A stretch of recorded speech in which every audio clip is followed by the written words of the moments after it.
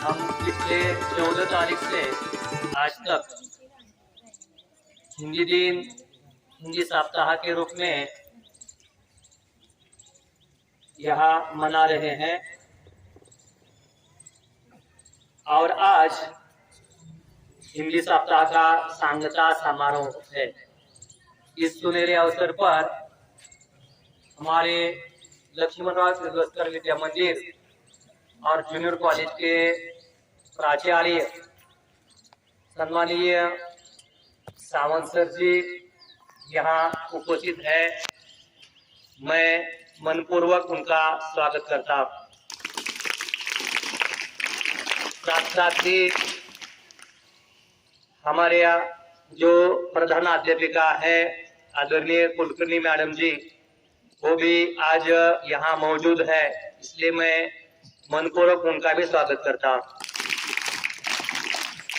और सबसे महत्वपूर्ण ये बात है कि हमारे जानी दोस्त जो आज कार्यक्रम के प्रमुख अतिथि है, मैं यहाँ जो उन्होंने हमारे सभी के लिए जो समय दिया है, बहुत मूल्यवान समय होता है, बस समय दिया, इसलिए मैं आज के प्रधान अध्यापक जी श्री सुरेश दाभाडे सर जी यहाँ हमें मार्गदर्शन करने के लिए खासतौर हमारी विनती का स्वीकार करके यहाँ मौजूद हो गए हैं, उपस्थित रहे हैं, इसलिए मैं तहे दिल से उनका स्वागत करता हूँ। साथ साथ ही हमारे पर्यवेक्षिका पाटिल मैडम जी यहाँ उपस्थित रही है, वो तो हमेशा हमारे साथ ही है, आपके आसपास ही रहती है, इसलिए उनका भी मैं मनपूर्वक स्वागत करता हूँ। तथा हमारे साथी सब भाई बहन हमारे अध्यापिका और अध्यापक यहाँ उपस्थित है, उनका भी मैं स्वागत करता हूँ। साथ साथ यहाँ हमारे चौहान मामा और दिलीप मामा ये दोनों भी उपस्थित है, उनका भी स्वागत करता हूँ। और इस पाठशाला का वैभव यानी आप सभी छात्र और छात्राएं, आप भी बड़े खुशी यहाँ उपस्थित है। और ये जो सुबह का एक अच्छा खासा माहौल है, इस माहौल में और सुंदरता बढ़ाने का काम आप सभी कर रहे हैं। मैं मनपूर्वक आप सभी का स्वागत करता हूँ।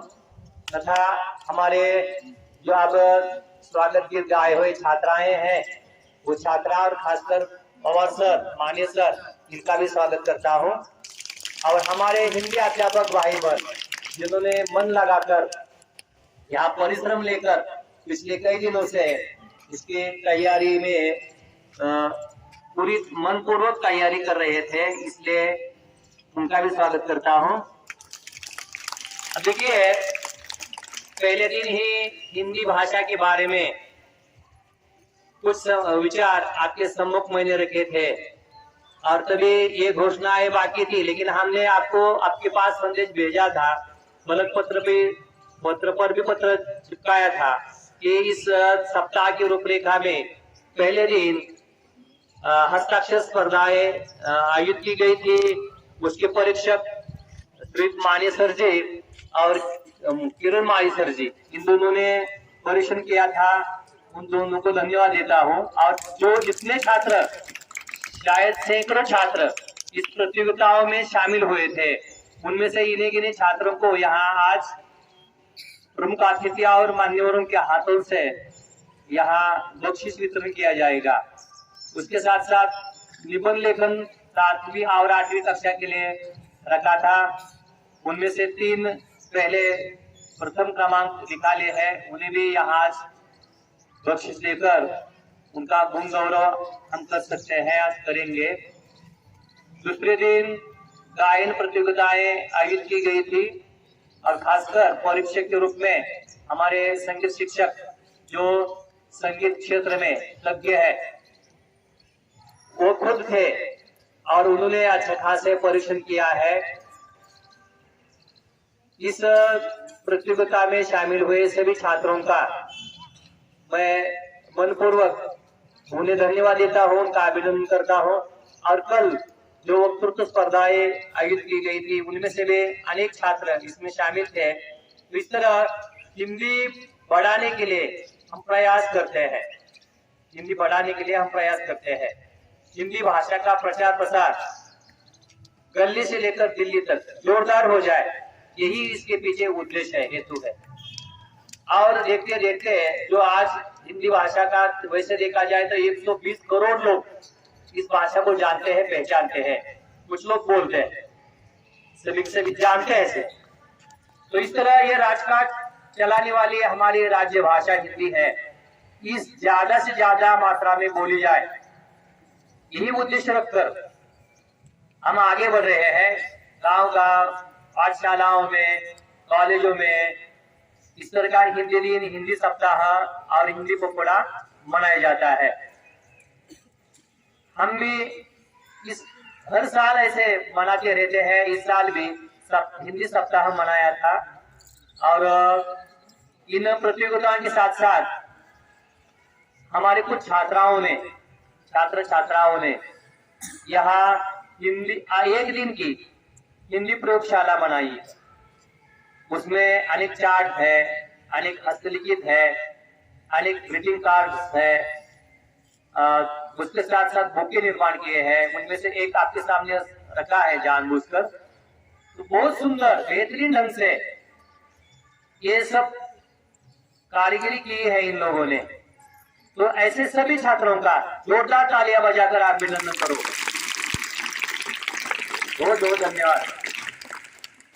तो इसी तरह हम बढ़ चढ़कर हिंदी भाषा का प्रसार और प्रचार करेंगे।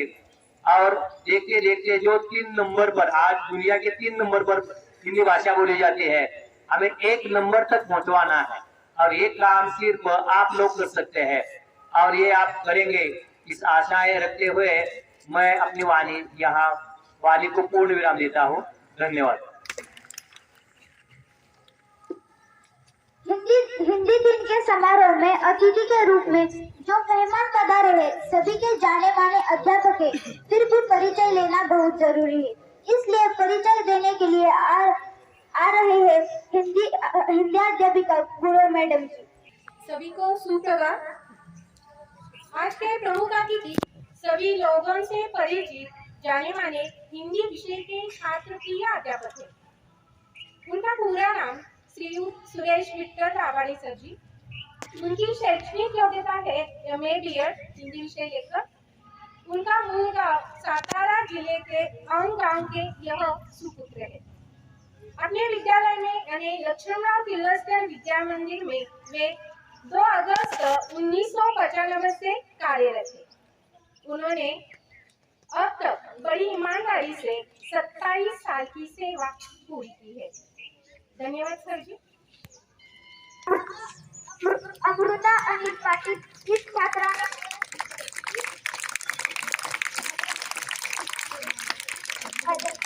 इस छात्रा ने तैयार किया गया पुष्पगुच्छ है।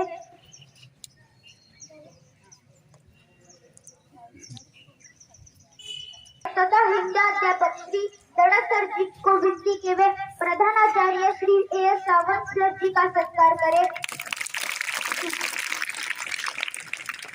पर्यवेक्षक UV पाटिल मैडम जी को विनती के वे उप प्रधानाचार्य सौ कुलकर्णी मैडम जी का सत्कार करें।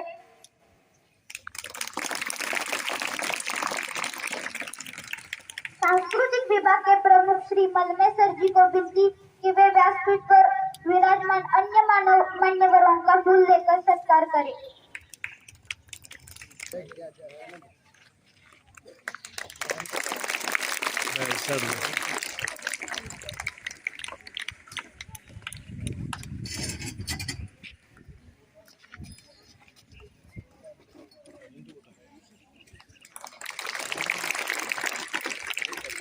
धन्यवाद मलमे सर जी। दुनिया में तो बगीचे बहुत होते हैं, लेकिन हिंदी से नहीं होते।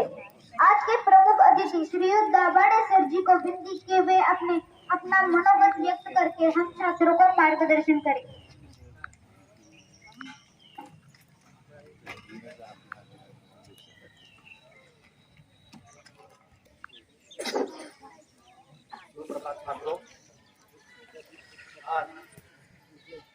के दिन अपने गांधी विभाग में 14 सितंबर हिंदी दिन के उपलक्ष्य में जो हिंदी सप्ताह मनाया गया उसका आज समापन समारोह संपन्न होने जा रहा है।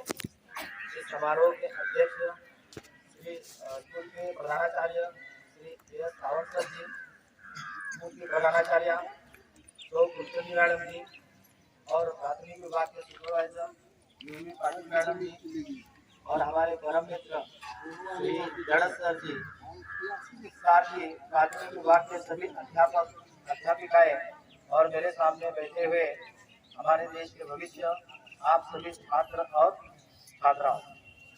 आप जानते हैं कि हमारे देश में हर साल हिंदी दिन 14 सितंबर के रूप में मनाया जाता है। हिंदी भाषा के ऐतिहासिक पलों को याद करके लोग इस दिन को मनाते हैं। 14 सितंबर 1949 को हिंदी को देवनागरी लिपि में भारत की कार्यकारी और राष्ट्रभाषा का दर्जा आधिकारिक रूप से दिया गया था और तभी से देश में 14 सितंबर यह दिन हिंदी रूप में मनाया जाता है। हिंदी दिन भारत में स्कूल, कॉलेज, ऑफिस, संस्थाओं, कार्यालयों के अधिकारी, प्राइवेट ऑफिस के अधिकारी और शैक्षणिक संस्थाएं बड़ी धूमधाम से मनाती है, जिसमें विविध प्रतियोगिताओं का आयोजन और हिंदी से संबंधित प्रतियोगिताओं का आयोजन किया जाता है, जैसे कि हिंदी कविताएं, हिंदी हस्ताक्षर, कहानी लेखन, निबंध लेखन, हिंदी भाषा के महत्व और उसका उपयोग और कुछ रोचक तथ्यों के बारे में लोगों को, छात्रों को बताया जाता है। भारत में ज्यादातर लोग बातचीत करते समय हिंदी भाषा को ही चुनते हैं। हिंदी दुनिया में सबसे ज्यादा बोली जाने वाली भाषा में से एक है। हिंदी भाषा कई दूसरे देशों में बोली जाती है, जैसे कि पाकिस्तान, नेपाल, मॉरिशस, बांग्लादेश आदि। हिंदी एक ऐसी भाषा है जिसका उपयोग करोड़ों लोग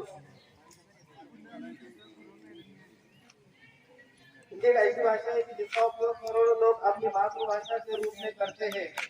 हिंदी हमारी राष्ट्रभाषा है और हमें इसका सम्मान करना चाहिए। ऐसा लगता है कि आज आर्थिक और तकनीकी विकास के साथ साथ हिंदी भाषा अपने महत्व को खोती चली जा रही है।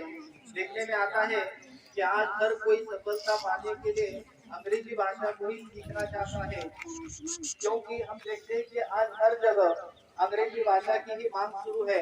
लेकिन हमें अपनी मातृभाषा और राष्ट्रभाषा को कभी नहीं भूलना चाहिए। भले ही आज अंग्रेजी भाषा का ज्ञान होना जरूरी है, लेकिन सफलता पाने के लिए हमें अपनी राष्ट्रभाषा को कभी नहीं भूलना चाहिए, क्योंकि हमारे देश की भाषा और हमारी संस्कृति हमारे लिए बहुत मायने रखती है। हिंदी भाषा ही हमारे महान इतिहास को उजागर करती है और वही हमारी पहचान है। देश में हर साल हिंदी मनाने की बहुत जरूरत है। यह जरूरी है कि हम अपनी राष्ट्रभाषा को सम्मान दें और हमारी अगली पीढ़ी भी विदेशी भाषा की बजाय हमारी राष्ट्रभाषा को ही जाने। हिंदी दिन केवल इसलिए नहीं मनाया जाता कि वह हमारी राष्ट्रभाषा है, बल्कि इसलिए मनाया जाता है क्योंकि सदियों से हिंदी हमारी भाषा रही है और हमें हमारी राष्ट्रभाषा का सम्मान करना चाहिए और हमें अपनी राष्ट्रभाषा पर गर्व भी होना चाहिए। अब कुछ बातें आप जो स्कूल में पढ़ते हैं उस हिंदी के बारे में। प्यारे बच्चों, मेरे ख्याल से संसार में जितनी भी भाषाएं हैं उन सभी भाषाओं में सबसे सरल, सबसे आसान और मीठी भाषा अगर कौन सी है तो वह हिंदी है। लेकिन दुर्भाग्य के साथ कहना पड़ता है कि आप इस भाषा में उतनी रुचि नहीं लेते जितनी की लेनी चाहिए। आप किसी भी भाषा पर अधिकार प्राप्त करना चाहते हैं तो उसका ढेर सारा शब्द भंडार हमारे पास होना चाहिए। अंग्रेजी पढ़ाने वाले अध्यापक आप लोगों से बताते हैं कि भाई आप अंग्रेजी तभी बोल सकोगे जब आपके पास अंग्रेजी शब्दों का भंडार हो। हिंदी वैसे देखा जाए तो बहुत आसान है, लेकिन उस हिंदी के बारे में भी जो ख्याल अंग्रेजी के बारे में रखना पड़ता है वही हिंदी के बारे में भी रखना चाहिए।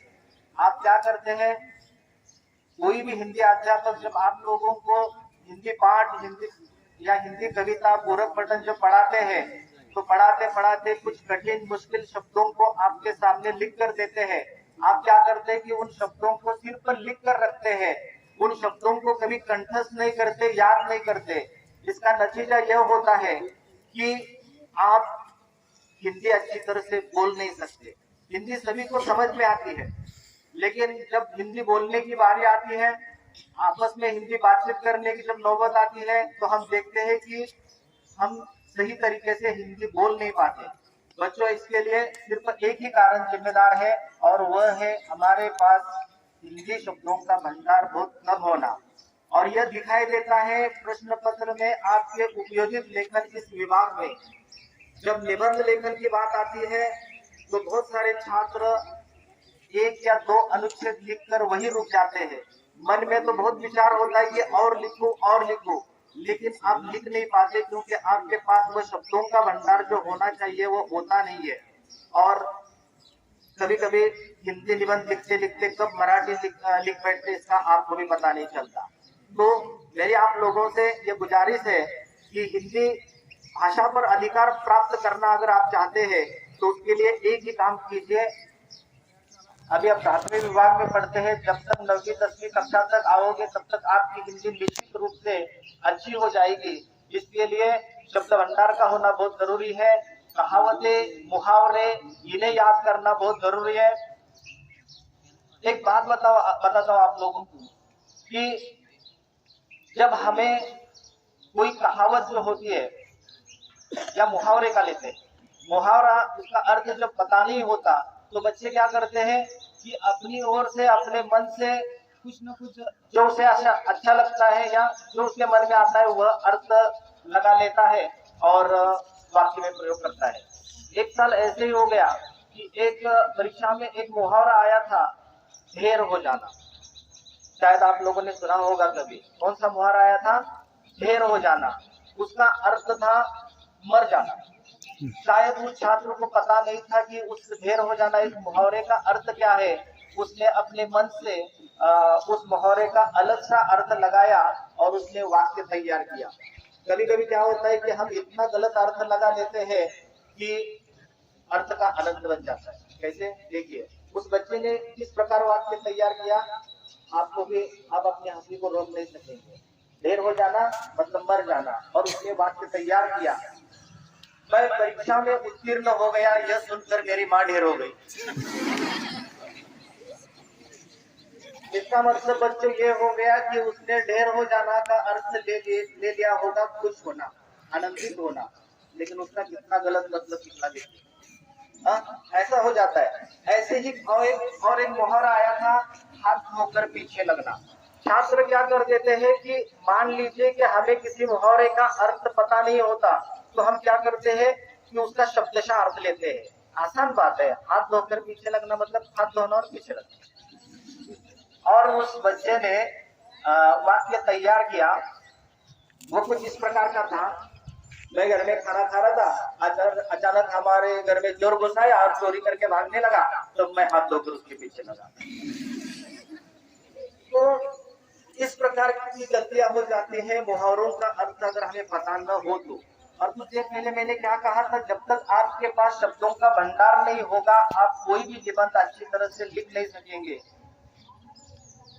8वीं कक्षा के छात्र, मुझे अच्छी तरह से याद है, बहुत साल हो गए उसे, जब 8वीं से लेकर 10वीं कक्षा एक साथ हुआ करती थी। 8वीं कक्षा के छात्र निबंध कैसे लिखते हैं, देखिए। एक साल परीक्षा में निबंध आ गया वृक्षारोपण, तो शब्दों का भंडार न होने की वजह से जो मन में आता है वो बच्चे लिखते जाते हैं। उस बच्चे ने निबंध लिखने के लिए शुरुआत की, विषय था वृक्षारोपण। वृक्ष का हमारे जीवन में बहुत महत्व है। पहला वाक्य पढ़ने के बाद अच्छा लगता है छात्र कुछ अच्छा लिखेगा। तो अगला वाक्य देखिए, वृक्ष का महत्व हमारे जीवन में बहुत होता है। वृक्ष का उपयोग साइकिल लगाने के लिए करते हैं। उसने दूसरा वाक्य कौन से लिखा? वृक्ष का उपयोग साइकिल लगाने के लिए करते हैं। तीसरा उससे भी खतरनाक था। तीसरा वाक्य उसने लिखा, अगर वृक्ष नहीं होते तो साइकिल की हवा चली जाती। तो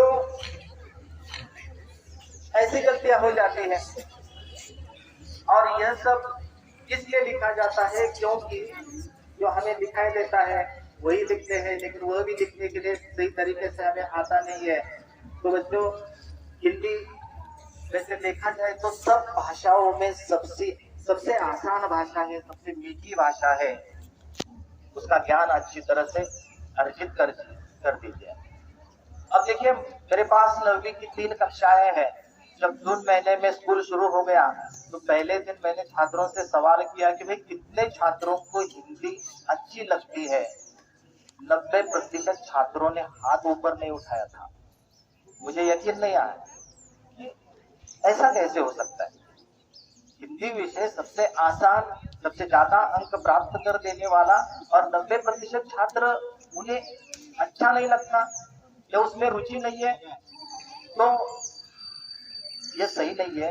इसका कारण ये कि शायद पिछले 2 सालों से आप स्कूल में नहीं आए कोरोना की वजह से, जिसकी वजह से आप लोगों की पढ़ाई अच्छी नहीं हुई होगी, जिसकी वजह से ऐसा हुआ होगा।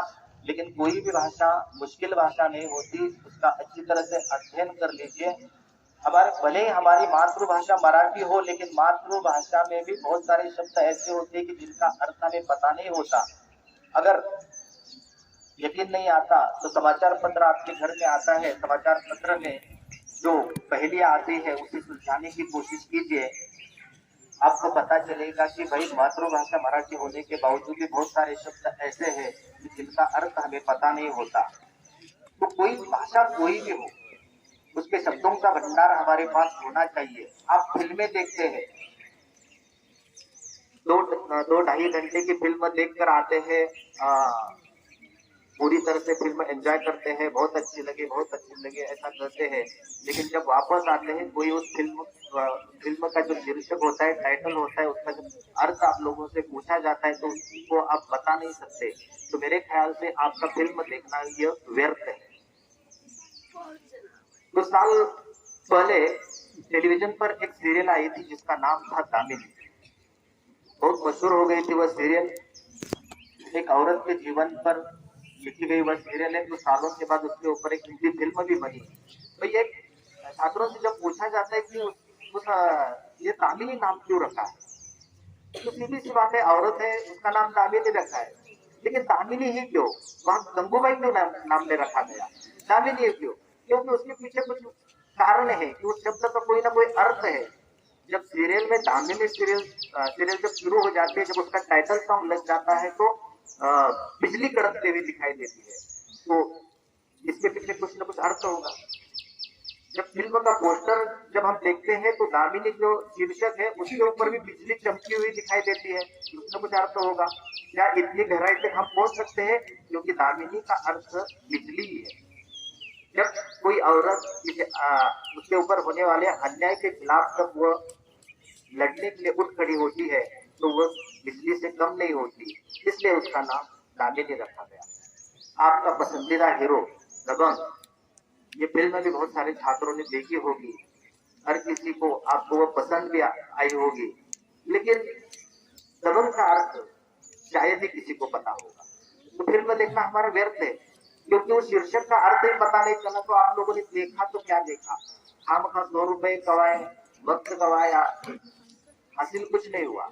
क्योंकि दबंग का अर्थ है प्रभावशाली, ये पता होना चाहिए। जब नाम का जब पता, उस अर्थ का जब तक हमें पता नहीं चलता तो वह कुछ काम की चीज नहीं हो सकती। तो ऐसी बहुत सारी बातें हैं। इस कार्यक्रम के माध्यम से आप लोगों को सिर्फ इतना ही कहना चाहूंगा, बच्चों, हिंदी बहुत आसान है और ज्यादा अंक हासिल करके भी दे सकती है। बस जरूरत है आप लोगों को कि शब्द भंडार जो होता है उसे बढ़ाओ। आपको जो दिए जाने वाले कठिन शब्द जो होते हैं उसे याद करो, मुहावरे, उसका अर्थ याद करो, भावों को कंठस्थ करो।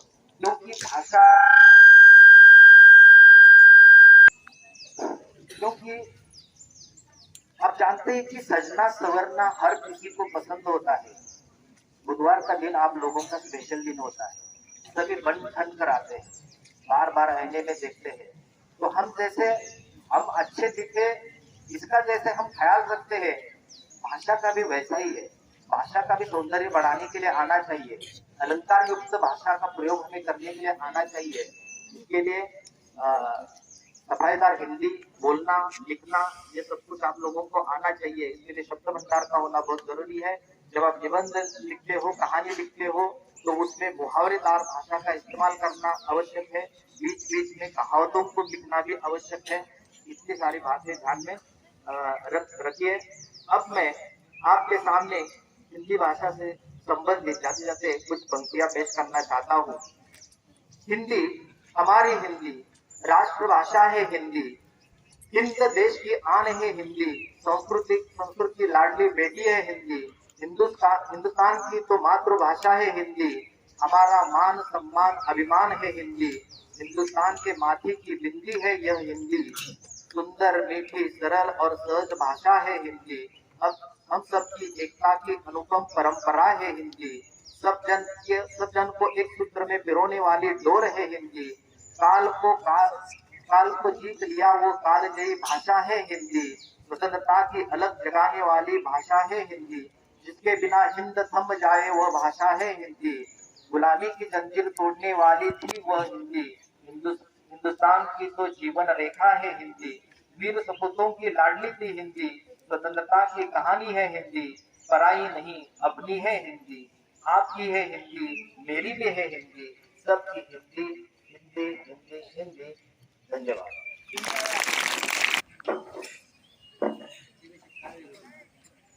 पहले मैं आपसे दिलगिरी व्यक्त करना चाहता हूँ कि मैं नाबालिग दिवस के अवसर पर सभी अध्यापकों को और छात्रों को मैं शुभकामनाएं देता हूँ और मैं मराठी में बात करना चाहता हूँ।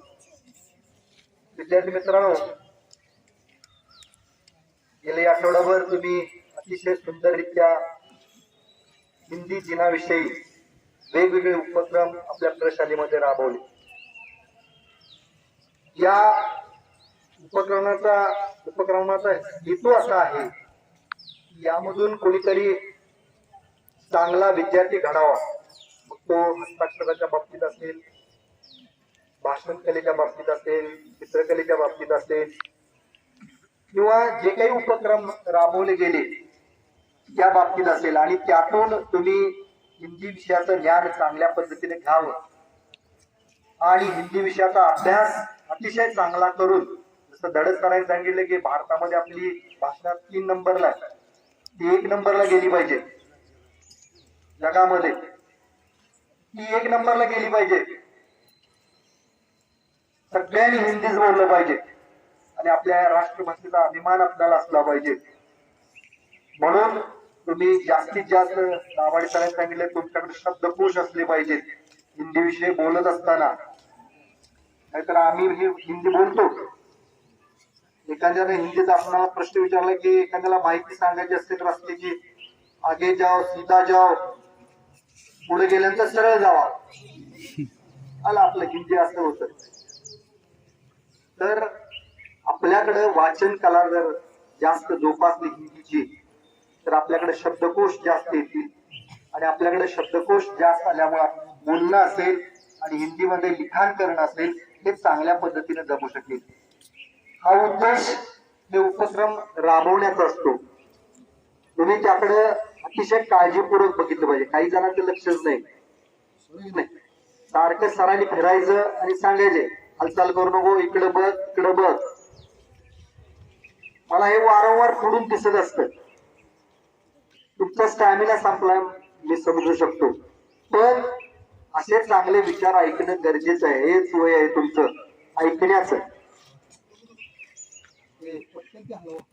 याच वयात तुम्ही ऐकले पाहिजेत आणि त्याचं अनुकरण केलं पाहिजे। मी या दिनाच्या निमित्तानं हेच तुम्हाला सांगतो, इथं जे जे सांस्कृतिक कार्यक्रम घेतले जातात, जे जे सांगितलं जातं ते तुमच्या भल्यासाठी असतं। त्याचं चांगलं अनुकरण करा, त्याच्यातून चांगलं घ्या आणि एक यशस्वी नागरिक तुम्ही चांगला भारताचा घडा अशी अपेक्षा व्यक्त करतो आणि पुनश्च एकदा तुम्हा सर्वांना धन्यवाद देतो आणि थांबतो। जय हिंद। सावंत सरांनी जसं सांगितलं तसं मी पण मराठीमध्ये सगळं बोलणार आहे। सर्वात प्रथम आपल्या प्रशालेचे मुख्याध्यापक श्री सावंत सर, सुपरवायझर्स धडक सर, युवी पाटील मॅडम, सर्व अध्यापक बंधू भगिनी आणि तुम्ही सर्व विद्यार्थी, सर्वांना हिंदी दिनाच्या शुभेच्छा.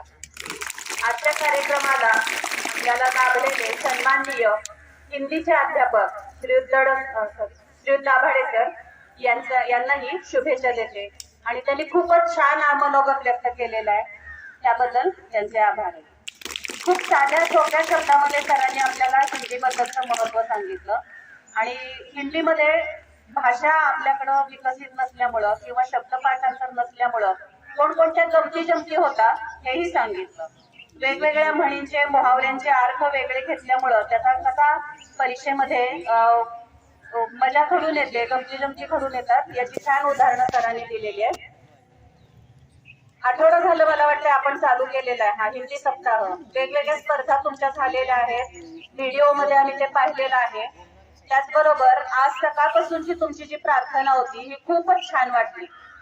सकाळपासूनचं कामकाज इथलं चाललेलं खूप छान वाटलं. सगळे वातावरण हिंदीमय झालेलं दिसून येते, खूप छान वाटतंय.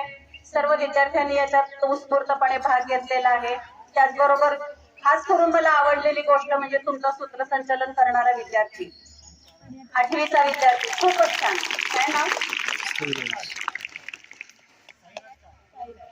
साईराज काळे खरंच छान त्यानं सूत्रसंचालन केलेलं आहे.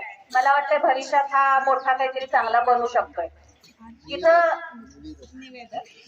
निवेदक चांगला बनणार आहे असं वाटतंय, कारण त्याची जी भाषाशैली आहे, बोलण्याची जी पद्धत आहे आणि न घाबरता व्यवस्थित छान आपले मुद्दे तो मांडू शकतोय.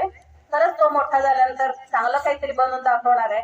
सर जसे आता म्हणले की इथं जे कार्यक्रम होतात, मग थोर मोठ्या लोकांच्या ज्या जयंत्या असतील, पुण्यतिथ्या असतील किंवा हे सगळे सप्ताह असतील, याच्यामध्ये तुम्ही जो भाग घेता तो मनापासून घेत चला.